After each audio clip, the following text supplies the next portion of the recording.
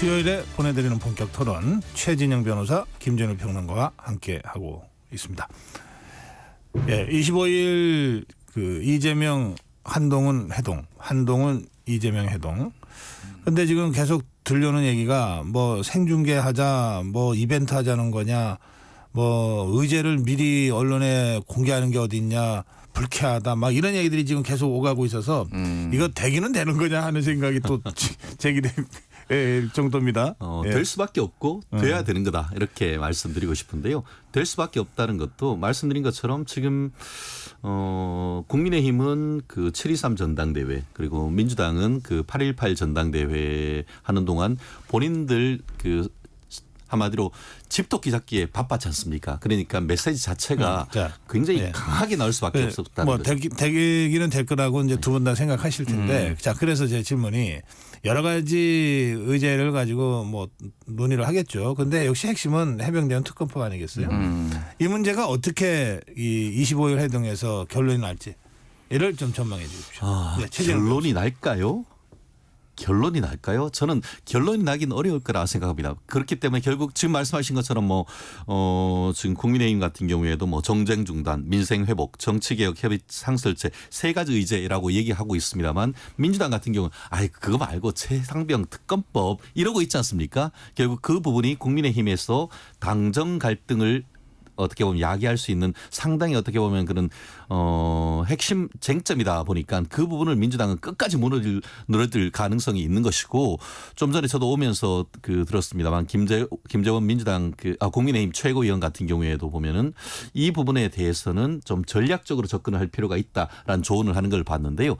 말씀드린 것처럼 지금 한동훈 대표 입장에서는 본인이 어떻게 보면 당대표 출마 일성으로 했던 것이 제3자 추천한 최해병 특검이었기 때문에 그 부분을 계속 현 의원들과 어떻게 보면 원투원으로 얘기하고 있는 건 사실인 것 같습니다. 하지만 많은 또 국민의힘 그 현역 배지 의원님들 같은 경우에는 대통령이 두 번씩이나 거부권을 행사한 법안에 대해서 과연 받는 것이 그것이 중도층을 확장할 수 있는가에 대한 상당히 비판적인 견해도 있는 것도 사실입니다. 그렇기 때문에 다가오는 25일 날 있을 그 여야 대표 회담에 어떤 그런 의제가 될 수 있을지 모르지만 현재 당 대표가 결론은 못 낼 거다. 결론을 내리기는 상당히 어렵다 이런 내용이죠. 저도 뭐 비슷한 생각이에요. 그러니까 한동훈 대표가 이제 본인이 후보 시절에 주장을 했던 거는 대법원장 등 제3자가 추천하는 법안에 대해서 해야 된다. 이거를 이제 해결을 해야 된다. 민주당이 계속 발의할 텐데 이거 어떻게 할 거냐라고 본인이 얘기를 했잖아요.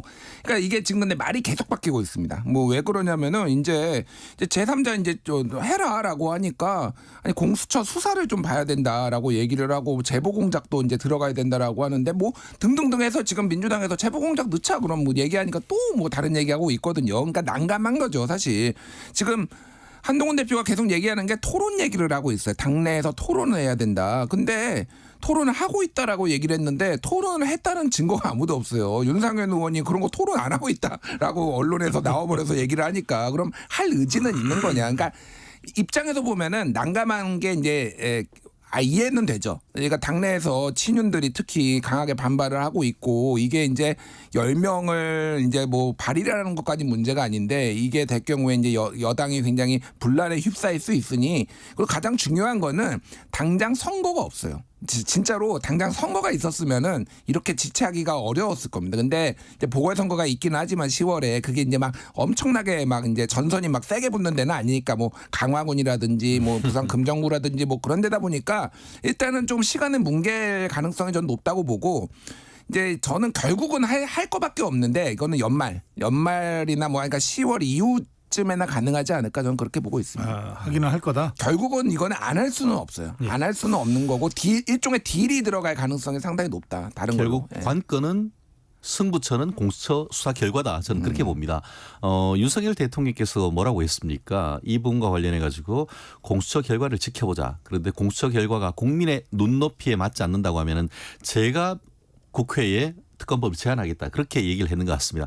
그렇기 때문에 대통령의 말은 정말 남아이런 중천검인데 대통령의 말씀은 정말 그만큼의 정치적 무게가 있는 건 아니겠습니까? 그렇다고 하면은 현 시점에서 한동훈 그 대표 입장에서도 상당히 좀 곤혹스러운 건 사실입니다. 그래서 오늘 한 일간지 같은 경우에는 한동훈의 딜레마 이렇게 뽑은 제목 하이라이트 제목을 뽑은 것도 봤는데 지금 현재 입장에서는 전체적인 국민의힘 내부의 어떤 분위기는 말씀드린 것처럼 공수처 결과를 일단 지켜보자. 그리고 그것이 뭐 내년 후내년 가는 것이 아니고 빠르면은 8월 내지는 9월까지 중순까지도 결과가 나올 수 있기 때문에 그 부분의 어떤 결과를 보고 판단해도 사실은 이 부분은 늦지 않다. 사실 그걸 알기 때문에 민주당으로서는 공수처 결과가 나오기 전에 어떻게든 특검을 밀어붙이려고 하는 그런 의도가 보이기 때문에 그런 의도에 말리지 않으면서 어떤 나름대로의 계속 어떤 그 제3자 특검 특히 대법원장의 어떤 그런 네. 지명에 따른 제3자 특검 이런 부분에 대해서는 또 여론에 호소할 가능성 그런 전략으로 나갈 가능성이 높다고 봅니다. 알겠습니다. 요거 하나만 짧게 네. 말씀드릴게요. 그런데 이게 무한정 시간을 끌기가 어렵고 계속 공공한 처지에 갈 수밖에 없는 게 예를 들면은 천하람 개혁신당 원내대표 같은 경우에는 이 법안을 만들어 놨어요. 그리고 이제 10명의 동의를 받아야 되는데 조국 혁신당에서는 여기에 이제 안 하겠다라고 해서 결국 민주당 쪽에서 도움을 줘야 되거든요. 그거를 발의를 하려면은. 근데 지금 한동훈이 본인이 결자해제라고 해서 스탠바이 하고 있는 거예요. 그러니까. 사실 지금 그런 상황입니다. 그래서 민주당에서도 본인이 풀어라라는 건데 여기에서 만약에 25일 날 성과가 없으면은 발의를 할 거예요. 한동훈이 주장한 그 내용대로 이제 개혁신당에서 발의를 할 거예요. 그럼 뭐 어떻게 할 거냐고. 그러니까 이게 그러니까 그냥 여기서 뭉갠다고 이게 해결된 문제가 아니라는 거죠. 계속 이제 산 넘어 산에 문제가 발생을 할 겁니다. 문제는 그렇게 한다고 민주당이 받을까요? 민주당에서는 벌써 그러지 않습니까? 대법원장이 제3자냐? 대법원장이 제3자가 아니면 도대체 누가 제3자입니까? 아니 이미 당대표가 받겠다고 했는데 에이, 뭐 그런 거는 윤리체제라고 아니 그러니까 무슨 얘기냐면은 10명이 해야 되잖아요. 지금 개혁신당 3명 빼놓고 7명은 민주당에서 동의를 해줘야 돼. 그 얘기는 뭐냐면은 그게 발의가 된다라는 거는 결국은 한동훈이 이걸 해결을 안 하니 그러면은 이걸로 더 이렇게 발의를 해가지고 더 밀어붙이겠다라는 거예요. 그러니까 그건 동의가 전제가 되는 거예요. 기본적으로 그러니까 민주당 안도 있지만은 결국은 그걸 가지고 이제 전선을 만들겠다라는 거니까 더 어려워질 거라는 거죠. 25일 회동이 정국 흐름에 상당히 중요한 분기점이 될 수도 있습니다. 그 점을 좀 염두에 두고 지켜보겠습니다. 이 다음 주 우리 본격 토론에서 이제 좀 본격적으로 평가를 하시기로 하고. 알겠습니다. 그 지난주 본격 토론에서 전당대회 예측을 했잖아요. 그 두 분이 예측이 틀렸습니까? 맞았습니까? 졌어. 최재형 변호사가 졌습니까? 네, 저는 뭐 그 이재명 대표의 득표율 그리고 또 정봉주 후보의 당선 여부 둘 다 제가 졌습니다. 그 반면에 우리 데이터 전문가인 우리 김주민일 평론가는 비교적 정확하게 어떤 이재명 대표의 득표율 80% 중반을 맞췄다는 점에서 역시 전문가다. 이런 생각이 정봉주 들었습니다. 후보 떨어진 건 못 맞췄죠. 둘 다 틀렸죠. 근데 뭐 저희만 틀린 게 아니라 뭐 정치 평론 하시는 분들 다 틀렸더라고요. 그래서 뭐 나만 쓰레기야 뭐 이렇게 하고 이게 그런 것 같아요. 그러니까 그 정도로 이변이었다라고 보시는 게 맞을 것 같고 80% 중반은 뭐 제가 맞췄는데 그거는 이제 여론조사까지 가면은 그렇게 조정될 거다 뭐 그렇게 보시면 될 것 같아요. 그래서 일단 정봉주 얘기를 하면은 뭐 김재원 최고도 아까 전에 제가 그 방송 끝나고 나가는 거 한 15분 정도 이런저런 얘기를 했는데 무리했다. 그러니까 이게 역으로 생각을 해보면 돼요. 예를 들면은 국민의힘의 유력 뭐 그게 한동훈이 될 수도 있고 유력의 대선 후보인데 한동훈 대통령 되면 안 돼. 라고 만약에 김재원 최고가 얘기를 했다라고 하면은 본인이 붙었을 수 있겠냐라는 거예요. 그러니까 그거는 선을 넘었다. 뭐가 됐든 이게 이제 이변이라고 볼 여지도 있지만은 본인이 그런 빌미를 제공했다라는 거죠. 당원들 입장에서는 그럼 한동훈을 지지했던 사람들이 김재원한테 표를 줬겠냐고요. 그건 마찬가지로 이재명 대표가 이 정도로 그립감이 세고 강한 건데 이건 전략적으로도 좀 문제가 있었다. 저도 약간 그 의견에 좀 동의를 하는 편이에요. 예. 말씀하신 것처럼 정봉주의 전략적 실패, 뭐 그걸 얘기하지 않을 수 없는 것 같은데요. 실질적으로 거의 1등을 달리던 사람이 갑자기 6등으로 떨어지는 것도 사실 너무 드라마틱하다. 다만 그것이 현재의 민주당의 이른바 1극 체제, 이재명 독주 체제를 보여주는 것 같아서 말은 민주당이라고 해놓고 말은 더불어민주당이라고 해놓고 그런 모습을 보이지 못하는 것에서 그래서 그 민주당이 컨벤션 효과를 제대로 누리지 못하는 하나의 핵심의 요인이다라고도 봅니다.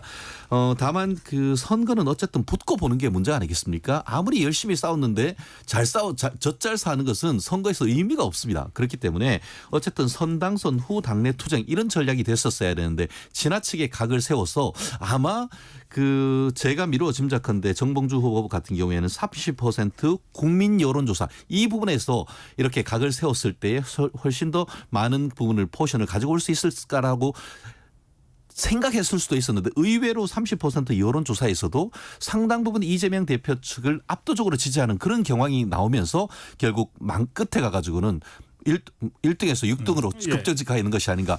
결국은 전략적인 실패였다라고 밖에 볼 수 없는 것 같습니다. 두 분이 또 대다수의 평론가들이 정봉주 후보의 전략적 판단에 문제가 있었다 이렇게 분석하시는 것 같은데 과연 그럴까 하고 좀 의문을 제기하고 싶어요. 아니 정봉주라는 사람이 어떤 사람인지 생각을 해보시면 1등으로 달리는데 갑자기 전략적 오류가 발생해서 떨어집니까? 그런 정도의 전략적 판단을 못한다는 건 저는 좀 받아들이기 어려워요. 그러니까 이제 뭔가 좀 우리가 잘 모르거나 또는 드러내놓고 얘기하기 어려운 뭔가가 좀 있지 않는가 하는 생각이 드는데요. 근데 뭐 그동안 이제 알려졌던 거는 결국은 이제 1등을 달리다가 2등으로 살짝 떨어진 거는 이재명 대표가 이제 이재명 TV에 김민석 후보 이제 불러서 왜 표가 안 나와? 이렇게 얘기를 해서 물론 이해가 안 돼. 네, 아니 저는 뭐 김민석 후보도 훌륭하신 분이고 저는 뭐 충분히 1등을 할 수 있다라고 하지만 결과적으로 보면은 그게 기점이 됐다라는 거고 그거에 대해서 불쾌감을 표할 수밖에 없을 것 같아요. 근데 그거를 이제 공개적으로 해서 박원석 의원이 그거를 얘기를 했단 말이에요. 그래서 그 박원석 의원이 이제 방송에 그러니까 SBS 유튜브에 나와가지고 얘기를 한 게 이게 전략적으로 정봉주 측의 얘기를 듣고 한 거냐 아니면 그냥 우발적으로 나온 거냐 그건 아직 진실을 모르겠습니다만은 그 불만을 저도 들었어요. 그러니까 정봉주의 불만을 여러 루트로 굉장히 불만이 많다라는 거를 들었기 때문에 여기에서 한번 본인이 승부수를 강한 지도자로서 승부수를 띄워봐야 되겠다라고 생각을 하고 정봉주의 생각은 뭐였냐면은 본인은 감옥까지 갔다 온 사람이에요. 그러니까. 이 민주당을 위해서 싸우면서 예전에 BBK 뭐 관련해서 그러니까 뭐 이런 그런 것들을 이제 진정성을 알아주겠지라고 그리고 본인도 팬덤이 있겠다라고 이제 판단을 한 것 같은데 결과적으로 보면은 굉장히 오판이었다. 그리고 자신감을 너무 좀 과잉 자아가 비대했다 저는 그렇게 봅니다. 알겠습니다. 자 그런가 하면 추락한 사람이 있으면은 갑자기 떠오른 사람도 있는 거 아니에요? 예, 그게 김건희 살인자라는 국회 발언을 통해서 5등, 6등 하던 전현희 후보가 2등이 됐어요. 뭐 다른 요인은 설명이 잘 안 되잖아요. 그 점은 어떻게 보십니까? 이게 참 아무리 그렇다 하더라도 국회의원이고 또 국회의원이기 이전에 치과의사자 법조인인 국회의원이 대통령과 대통령 영부인을 대놓고 살인자라고 얘기할 수 있다는 그리고 그런 사람을 지지한다는 것은 저는 상식적으로 도저히 납득할 수가 없습니다. 아시다시피 국회의원은 헌법상 면책특권이 있습니다. 하지만 면책특권도 한계가 있다는 것이 대한민국 대법원의 판결이고 독일 기본법 같은 경우에는 국회의원의 특권이 그 면책 특권이 있지만 허위 사실, 명예훼손 이 부분과 관련해 가지고는 면책 특권이 인정되지 않는다는 명시적 헌법이 있습니다. 결국 마치 이제 대통령의 어떤 그 사면 복권의 어떤 내재적 한계가 있다라고 민주당이 주장하듯이 국회의원 면책 특권의 한계도 분명히 있다고 봅니다. 그렇기 때문에 저는 이 사안에 대해서는 법적 책임을 반드시 물어야 된다고 생각을 하고 그러한 어떤 막말을 누가 심하게 하느냐에 경쟁을 하고 가장 큰 극단적인 그거를 하는 사람에게 표를 몰아주는 이런 팬덤 정치는 이번을 계기로 해서 일소되어야 한다라고 밖에 얘기할 수 없는 것 같습니다. 예. 일단 그게 득표에 도움이 된 거는 뭐 부인할 수 없을 것 같아요. 그리고 이제 막판에 어쨌든 주목 경쟁이 있는 상황에서 득표에 도움이 됐고 전략적으로 그 얘기를 했을 수도 있는데 일단 두 가지는 분리를 해야 될 것 같은데 그 권익위의 이제 김모 국장이 이제 사망한 원인이 이를테면은 명품백 사건 때문에 괴로워하다가 이거를 이제 자체적으로 권익위가 자체 종결하고 수사 의뢰를 하지도 않고 이걸 무혐의 처리를 한 것에 대해서 괴로워한 것은 이건 부인할 수 없는 사실이고 그러니까 그거를 이제 김건희 여사나 이런 사건 때문이다라고 얘기를 하다가 이제 살인자라고 나왔기 때문에 저도 표현이 과했다고 생각을 해요.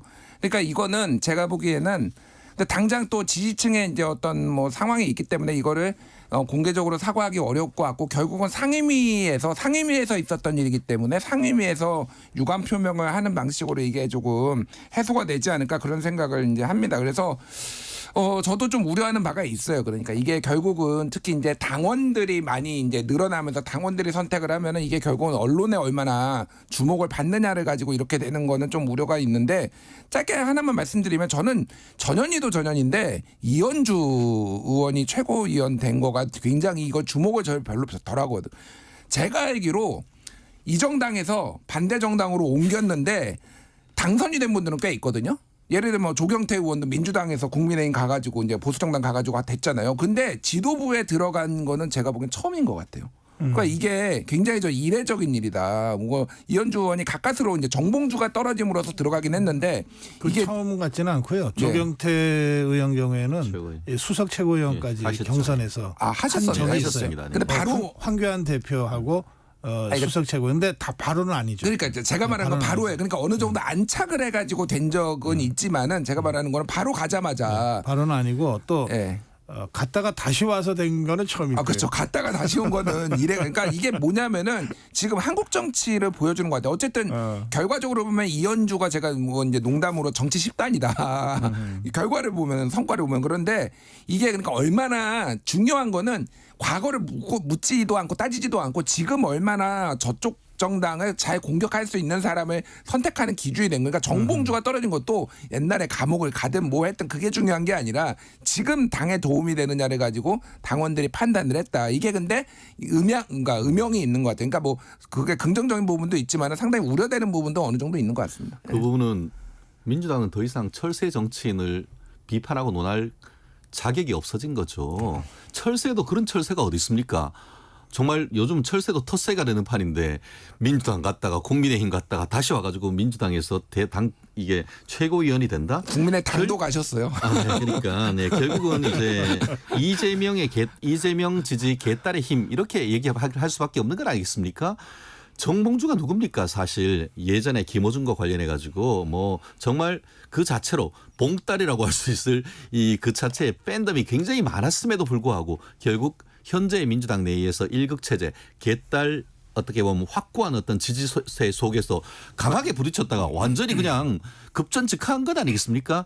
어떻게 보면은 당 대표 후보와 관련해서도 김두관 후보가 세게 붙었는데 결국은 한 자리 숫자 네. 그 부분하고 거의 똑같은 그런 상황이다라고밖에 볼 수 없는 그런 거 아니겠습니까? 예, 지난주에 전당대회를 두 분이 이제 예상하셨기 때문에 그 예상과 좀 달라진 부분에 대한 원인 분석은 필요할 것 같아서 좀 짚어봤습니다. 자, 마지막 주제로 가겠습니다. 예, 지금 한미 연합훈련 을지 그 자유의 방패 프리덤 쉴드 훈련이 이제 실시되고 있습니다. 그런데 이 상황에서 윤석열 대통령이 자유민주주의 체제를 위협하는 반국가 세력들이 곳곳에 압력하고 있다. 북한의 체제 위협에 적극 대응해야 한다. 이게 한미 연합훈련을 참여하는 이 한미군을 이제 격려하는 차원에서 나온 발언이긴 하지만 또 이게 윤석열 대통령 평소에 이런 생각을 갖고 있다는 것이 표현된 것이기도 하거든요. 특히 반국가 세력이 그럼 누구냐? 대통령이 얘기한 뭐 이런 데 대한 그 관심들도 있고 논란도 있을 것 같아요. 이 점 두 분은 어떻게 생각하시는지요? 이분과 관련해 가지고 최진영 변호사. 네, 안보 사항마저 정쟁으로 몰고 가는 정치권의 모습에 대해서 우려를 금할 수가 없다 이렇게 생각을 합니다. 물론 지금 이 부분과 관련해 가지고는 그 국민의힘 내에서도 일정 부분 좀 약간의 비판적 견해가 없지 않다는 것도 잘 알고 있습니다. 그렇기 때문에 국민의힘과 관련해 힘이 윤 대통령 이와 같은 성명에 대해서 국민의힘 자체에서 지지 성명이 아직까지 나오고 있지 않은 이런 부분이 지금 약간의 어떤 그 당정간에 살짝 이 부분에 대한 어떤 긴장감을 볼 수가 있는데요. 다만 그럼에도 불구하고 이 사안은 다른 때가 얘기하는 것이 아니고 UFC 을지 이 프리덤 그 자유 방패 훈련을 함에 있어서 북한과의 비대칭 전력과의 관련되는 부분을 정확하게 저는 윤석열 대통령이 지적을 했다라고 합니다. 그거에 대해서 민주당이 하자마자 바로 뭐 반국가 세력 중단에 대해서 색깔론으로 지금 맞붙고 있는데 어떻게 지금 북한 같은 경우에 그리고 또 이 부분에 대해서 또 민주당과 야권에서 뭐라고 하냐면은 윤석열 대통령을 반통일 세력이다 이렇게도 얘기하는데요. 반통일 세력이 누구죠? 통일 정책을 포기하고 남북은 북한 대한민국이 적국이라고 한 것은 바로 북한의 김정은입니다. 반국가 반통일 세력은 북한의 김정은 아닙니까? 그런데 어떻게 이 성명에 대해서 그 윤석열 대통령이 반통일 세력이라고 얘기할 수 있습니까?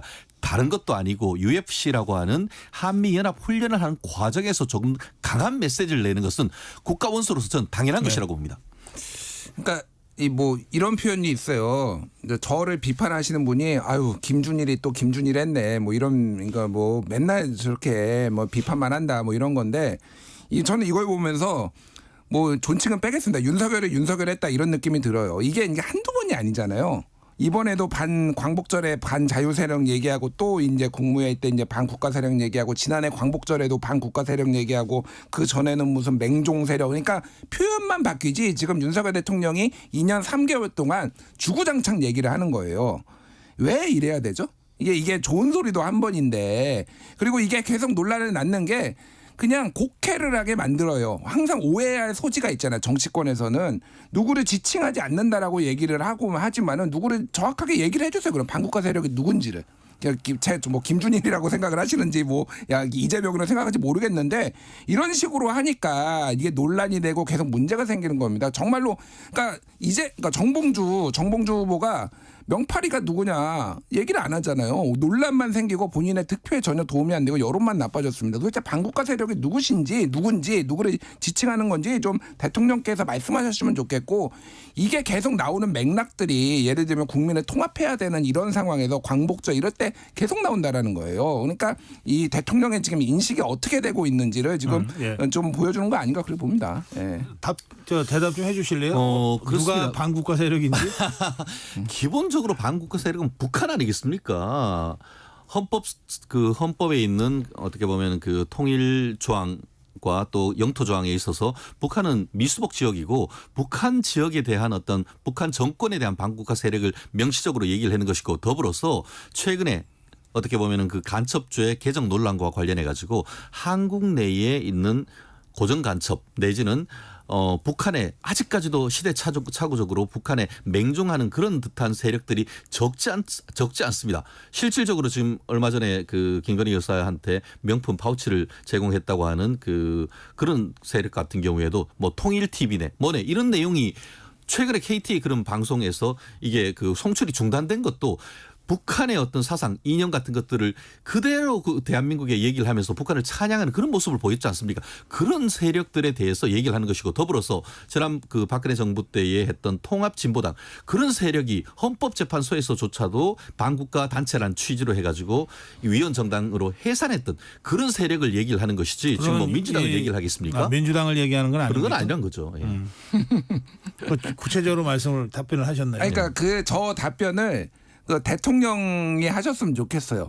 북한이다. 야당 아니다. 그게 오해와 곡해 뭐 이런 걸 낮게 계속 얘기를 하고 모호하게 얘기를 하잖아요. 그리고 내용을 보십시오. 지난해 광복절 경축사에서 이렇게 얘기를 합니다.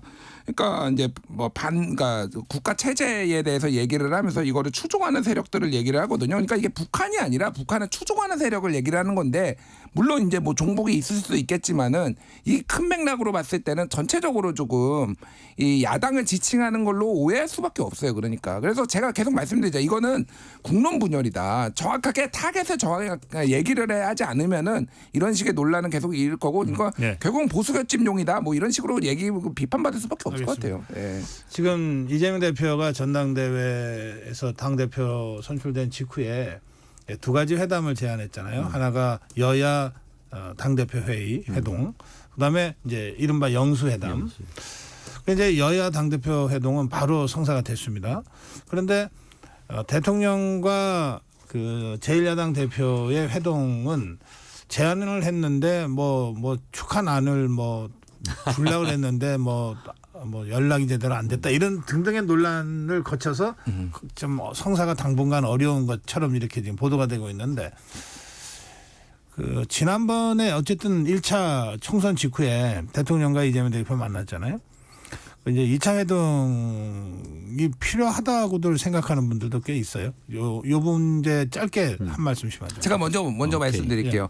그러니까 그게 굉장히 지엽적인 문제 같은데 지금 이거는 박순봉 기자가 취재를 한 건데 정무수석실에서는 문자를 이해식 비서실장한테 보냈다라고 하고 이해식 비서실장은 없다는 거예요. 보여줬다라는 거예요. 그러니까 이거는 오해를 좀 풀면 될 것 같은데 대화를 할 의지가 좀 많아 보이진 않는다라는 게 했는데 저번에 각종 논란만 생겼잖아요. 비선이 누구네, 누구 정적을 제거해 주겠네, A4 이렇게 해가지고 꺼내 예. 읽은 거 이런 것들이 그래서 당분간은 조금 서로 원하는 게 것 좀 같다고. 없어요.